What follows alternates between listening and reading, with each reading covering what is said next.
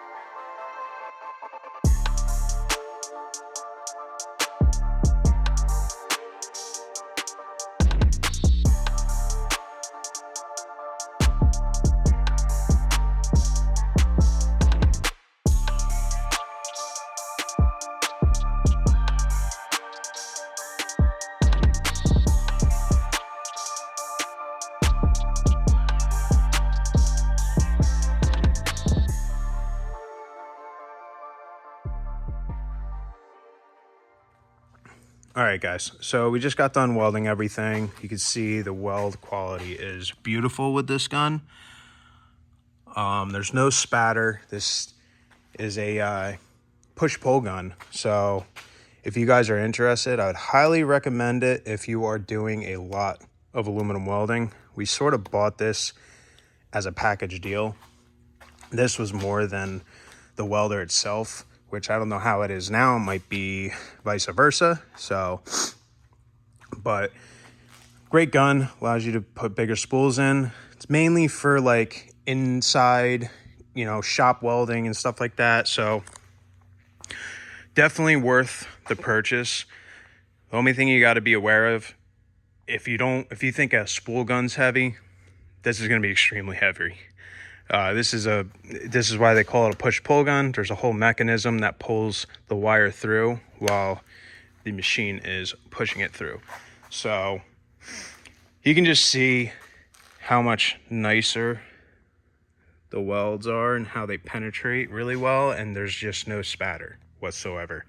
So it's hard to do tacks. It's not very easy to do tacks with this because it's just so big. I mean, you could see this is my hand, so that's where you usually do. That's the whole gun itself, and it doesn't really start getting like malleable until like here. So you got almost a foot and a half of just straight like non-maneuverability, I guess you could say. So but good gun in itself, definitely so much better.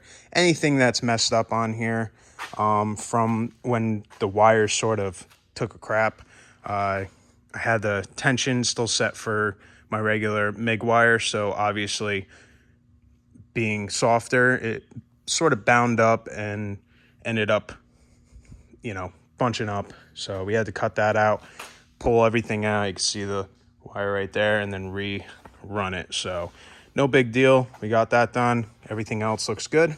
So now we are going to continue on. I think we'll do the other side when everything's said and done. And then obviously we're going to be painting this. So a lot of this stuff can get cleaned up, and we won't have to really worry too much about the look of it at an aesthetic point. So it'll be fine, because this is either gonna be black or a graphite gray. It all depends on what the dealership wants.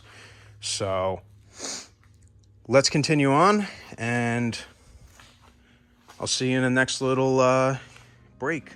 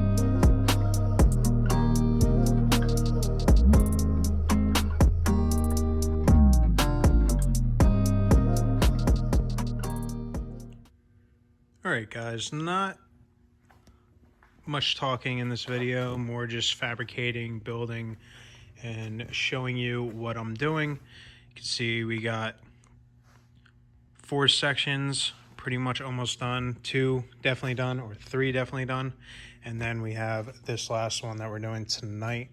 I'm going to finish this up. So we're doing a 3/4, 3/8 bar on the bottom, and then 2" by 1/4" slats or ballast, and then we have the top Schedule 80 pipe as well as the uprights. So you can see what we're doing. It's looking good. We're welding everything first on this side, and then it's sort of getting everything together.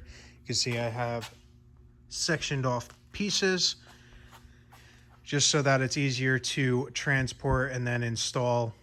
Obviously, a 48-foot run would be extremely difficult to just do all at once, especially with a limited amount of table space. So we're doing what we can, and then as we go, we're just sort of using the rod to keep everything in place and lined up, and just making sure everything is where it needs to be and measured correctly. So with that, this video is going to be done. We will come back for part 2, finishing up everything, drilling the holes, getting everything set up, maybe lay out and show you the whole thing all in one. But other than that, if you liked the video, make sure you hit that subscribe button, and I'll see you in the next one. Thanks for watching, guys. Peace out.